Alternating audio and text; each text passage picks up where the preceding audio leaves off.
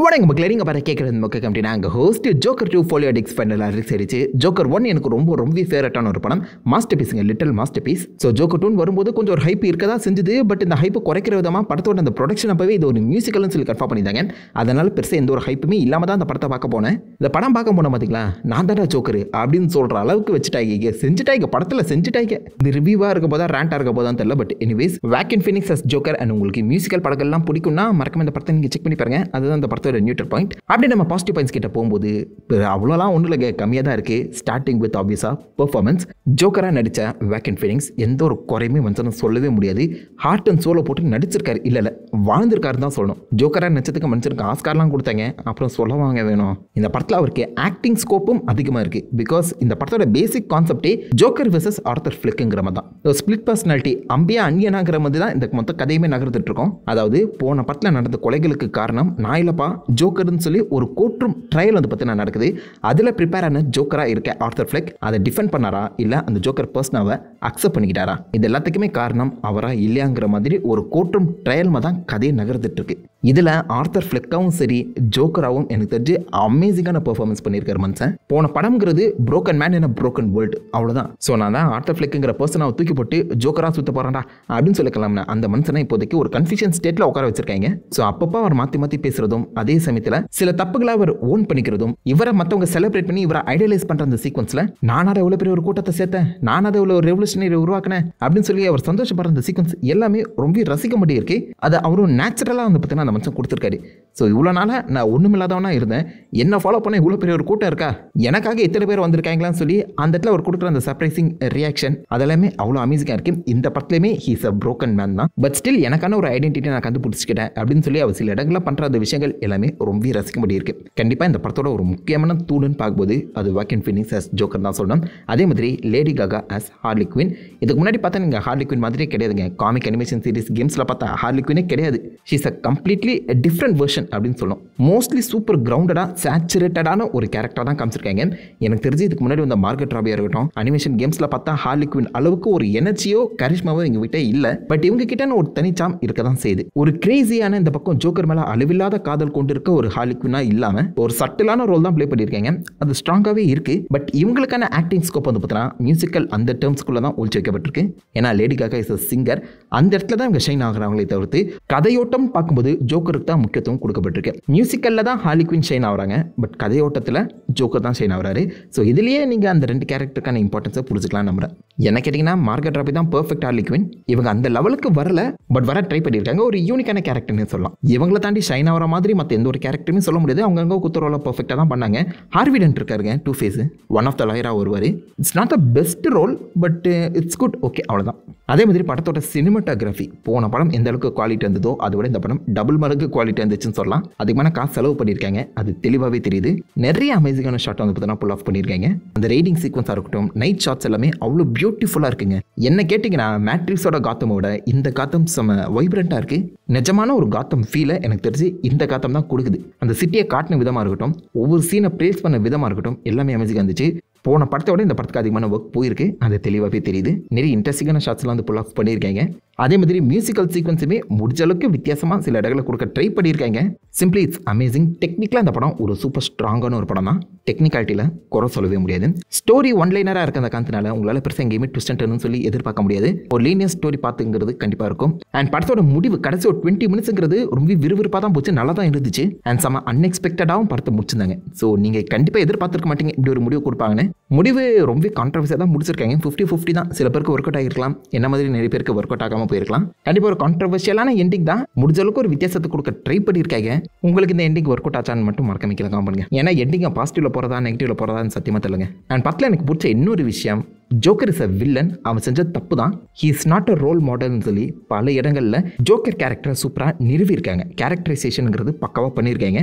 உண்மையிலே Joker is not a role model. அவர் என்னதான் கெத்தாக இருக்கலாம், சிஸ்டம் எடுத்து போராடலாம், பட் கடைசியில் அவன் செஞ்ச தப்பு தான். He is a cold blooded killer. புரியுதா? அவனை ரோல் மாடலாவோ ஐடியலைஸோ பண்ணக்கூடாது.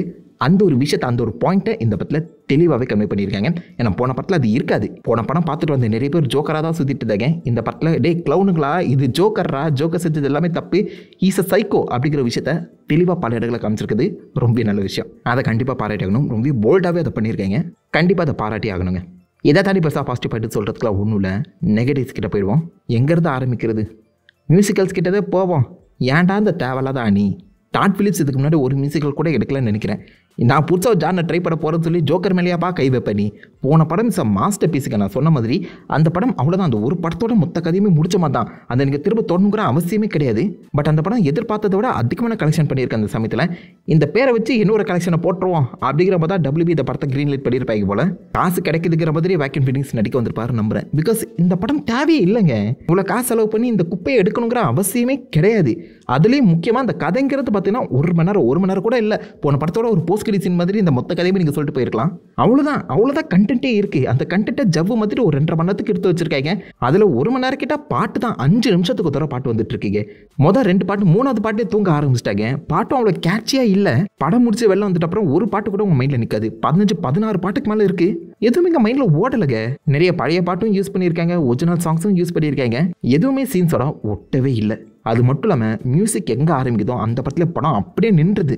நானும் பல மியூசிக்கல்ஸ் பார்த்துருக்கேன். இப்போ லேட்டஸ்ட்டாக கூட வாங்கா, பார்பி, எனக்கு கேட்டிங்கன்னா பெஸ்ட் மியூசிக்கல் பார்க்கும்போது கிரேட்டஸ்ட் ஷோமேன் சொல்லலாம். இந்த படங்கள் எல்லாத்தோட இந்த மியூசிக்கல்ஸ் எல்லாமே அந்த படத்தோட கதையை ட்ரைவ் பண்ணும்.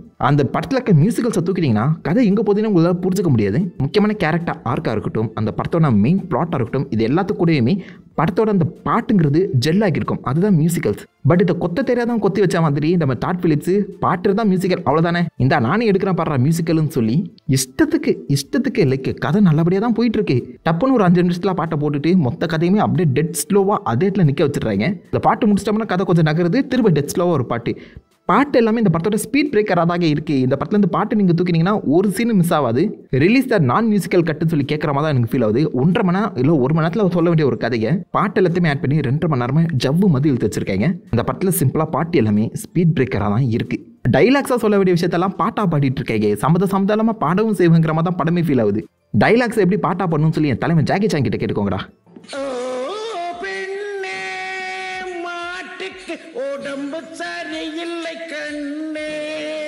இதெல்லாம் ஒரு பக்கம் இருக்க, படத்தில் எந்த ஒரு கேரக்டருக்குமே டெப்த்துங்கிறதே கிடையாது. லைக் ஹார்லி குயின் எடுத்துக்கோங்க, யூனிக்லி சார்மாக இருக்காங்க. பட் அதை தாண்டி இந்த கேரக்டரை வச்சு என்ன தாண்டா சொல்ல வரீங்க? இந்த கேரக்டர் என்ன மாதிரியான ஒரு டிசைனில் டெவலப் பண்ணப்பட்டிருக்கா, இவளுக்கான ஒரு ஆர்க் இருக்கா இல்லையான்னு சொல்லி எங்கேயுமே அவங்க டிரைவே பண்ணல. ஹார்வி டென்ட்டுக்கும் அந்த மாதிரி தான். அண்ட் முக்கியமாக ஜோக்கர் போன படத்தில் ஒரு மனுஷன், சொசைட்டியெல்லாம் உடைக்கப்பட்ட ஒரு மனுஷன் ஜோக்கராக மாறுறாங்கிற மாதிரி கதை போச்சு. அந்த படத்துக்கான ஒரு ஸ்டார்ட் அண்ட் எண்டுங்கிறது இருந்துச்சு. இந்த படம் போன படத்தோட அந்த முடிவில் ஸ்டக் ஆகி நிற்குதுங்க. தேஞ்சு போன ரேப் ரெக்கார்ட் மாதிரி திரும்ப லைக் ஒரே விஷயத்தை தான் சொல்லிட்டு இருக்காங்க. இந்த ஜோக்கர் கேரக்டருக்கான ஒரு டெவலப்மெண்ட்டே இல்லை. அந்த மனுஷன் அங்கே தான் நிற்கிறாப்புல. போன படம் எங்கே முடிஞ்சிச்சோ அந்த இடத்துல நிற்கிறாப்புல. ஸோ இது தாண்டி எங்கேயுமே நகரவே இல்லை அந்த கேரக்டர். சில இடங்களில் ஒரேடி அந்த கேரக்டர் முன்னோக்கி கூட்டு போகிறாங்கன்னா பழைய விஷயங்கள்லாம் காமிச்சு 2 அடி அந்த கேரக்டர் பின்னோக்கி கூட்டு வந்துடுறாங்க. ஸோ போன படம் எங்கே முடிஞ்சதோ அதே இடத்துல ஜோக்கர் ஸ்டக் ஆகி நிற்கிறாரு. ஏன்டா இப்படி பண்ணுறீங்க? ஏன் தான் சத்தியமாக புரியல. என்ன நினச்சி இந்த படத்தோட கதையை எழுதி கிரீன்லைட் பண்ணாங்கன்னு தெரிலங்க எனக்கு. போன படம் முடிச்ச அந்த இடத்துல நம்ம ஜோக்கர் வந்து பார்த்தீங்கன்னா சைக்காட்ரிஸ்ட் அந்த ரூம்லேருந்து ரத்தக்கார காலோட நடந்து வருவார். அந்த சீனை லைக் நம்மளுக்கே ஓப்பனாக விட்டுருப்பாங்க. ஜோக்கர் அதுக்கு முன்னாடி செஞ்ச சம்பவங்களை வச்சு நம்ம மைண்டே அந்த சீக்வன்ஸை ஃபீல் பண்ணியிருக்கோம். அந்த இடத்துல பிரின்ஸ் ஆஃப் கிரைமாக வந்து பார்த்தீங்கன்னா நம்ம ஜோக்கர் மாறி இருப்பார். அதை கண்டினியூ பண்ணியிருக்கலாம். ஜோக்கர் அதுக்கப்புறம் என்ன மாதிரி இந்த கிரைம் சிண்டிகேட்டை வளர்த்தாரு, அவ்வளோ கூட வேணாண்டா. ஜோக்கரோட ஐடியாலஜியை மற்றவங்க ஃபாலோ பண்ணும்போது அதை எப்படி ஜோக்கர் ஆதாயமாக பயன்படுத்திக்கிட்டாருன்னு சொல்லி அதை பேஸ் பண்ணி கதையை கொடுத்துருந்தாங்கன்னா கூட நல்லா இருந்திருக்கும் போல. அதை விட்டுட்டு ஸ்பிளிட் பர்சனாலிட்டி, அதை சமாளிக்கிறேன்னு சொல்லி இஷ்டத்துக்கு என்னென்னமோ சுட்டு வச்சிருக்காங்க. 10வது வரைக்கும் படம் மியூசிக்கல் ஒரு பக்கம் ஓடுதுன்னா படத்தோட செகண்ட் ஹாஃப்ங்கிறது completely courtroom drama. Dead slow dead lag. அது கோர்ட் ரூம் ட்ராமா கூட அவ்வளோ இன்ட்ரெஸ்டிங்காக இல்லைங்க. இந்த படம் ஒரு மியூசிக்கல் ட்ராமா அவ்வளோதான்டா, த்ரில்லரே கிடையாது. அதே மாதிரி இந்த படத்தில் நம்ம ஜோக்கரை அந்த ஐடென்டிட்டியை கம்ப்ளீட்லி வேஸ்ட் பண்ணியிருக்காங்க தான் சொல்லணும். ஜோக்கர் பார்க்க தான் க்ளவுட் மாதிரி இருப்பார், பட் செம்ம புத்திசாலி. அந்த ஒரு விஷயத்த போன படத்தில் லைட்டாக அங்கங்கே டச் பண்ணியிருப்பாங்க. பட் இந்த படத்தை எங்கேயுமே நகரலையே, அதே இடத்துல தான் நிற்குது. இதுலங்க அந்த கேரக்டர் டெவலப் பண்ணுறது சூப்பர் ஃப்ளாட்டான ஒரு கதையை எடுத்து வச்சிருக்காங்க. ஏன்டா இப்படி பண்ணுறீங்க? மியூசிக்கல்ஸ் உங்களுக்கு பிடிக்கும்னா கூட இந்த படம் உங்களுக்கு போர் அடிக்க வாய்ப்புகள் அதிகம். அண்ட் கதை ஓட்டமாகவும் படம் சரியில்லை, ஸ்க்ரீன் பிளே வைஸும் படம் சுத்தமாக சரியில்லை. ஜோக்கர் 1 டெவலப்பர்ஸாடா இந்த படத்தை எடுத்தாங்க அப்படிங்கிற ஒரு கேள்விக்குறி தாங்க எழுதுது. சிம்பிளாக சொல்கிறேன், அந்த ஜோக்கர் 1 செம்ம அதிகமான ஒரு ப்ராஃபிட் கலெக்ஷன் பண்ணியிருக்க அந்த காரணத்தினால அந்த பேரை வச்சு இந்த படத்துக்கும் ஒரு கலெக்ஷனை போட்டுடலாங்கிற மாதிரி தான் யோசிச்சிருக்காங்க. தேவையில்லாத ஆணி மாதிரி இந்த படத்தை எடுத்து ஜோக்கர் 1ஓட அந்த லெகசியை சுக்குநூறாக உடச்சி வச்சிருக்காங்க. இந்த படத்தில் ஒர்க் பண்ண அந்த ஆர்டிஸ்டோட எஃபர்ட் எல்லாத்தையுமே வேஸ்ட் பண்ணிட்டாங்க. அவ்வளோதான். வாக்கின் ஃபீனிக்ஸோட எஃபர்ட்லாம் கம்ப்ளீட்லி வேஸ்ட்டு. இதுக்கு மேலேயும் சொல்லலாம், நிறைய நெகட்டிவ்ஸ் இருக்குது. பட் சொன்னால் எனக்கு தெரிஞ்சு அது எல்லாமே ஸ்பாய்லர்ஸ்குள்ளே வந்துடும். இந்த படத்தில் 2-3 முக்கியமான நல்ல சீன்ஸ்லாம் இருக்குது. அதை நான் ஸ்பாய்லர் ரிவ்யூவோட சேர்த்து சொல்லிடுறேங்க. அண்ட் இந்த படத்தை பார்க்கலாமா வேணாமான்னு கேட்டிங்கன்னா ஜோக்கர் ஃபேனாக இருந்தீங்கன்னா கண்டிப்பாக பார்த்தா ஆகணும் ஆப்வியஸ்லி. பட் அதை தாண்டி லைக் உங்களுக்கு மியூசிக்கல்ஸ் பிடிக்காது, போரிங் ஸ்க்ரீன் பிளே பிடிக்காதுன்னா ஓடிடியில் வந்தாலாச்சும் இந்த படத்தோட அந்த பாட்டு எல்லாத்தையுமே ஓட்டி பார்த்துடலாம். அதுக்காக சொல்கிறேன், ஜோக்கர் உன்னோட லெகசியை உடச்சிட்டிங்களாடா, போங்கடா. ஸோ படம் பார்த்தவங்க உங்கள் தாத்தா மறக்கமே கீழே காம் பண்ணிட்டு அவுட் ஆஃப் 5 ஸ்டார்ஸ் இந்த பற்றிக்கு எவ்வளோ ஸ்டார்ஸ் கொடுப்பீங்க அதையுமே சொல்லிட்டு போங்க. நான் உங்களை நல்ல ஒரு ஆசமான வீடியோவில் மீட் பண்ணிட்டு இருந்திருக்கேன்.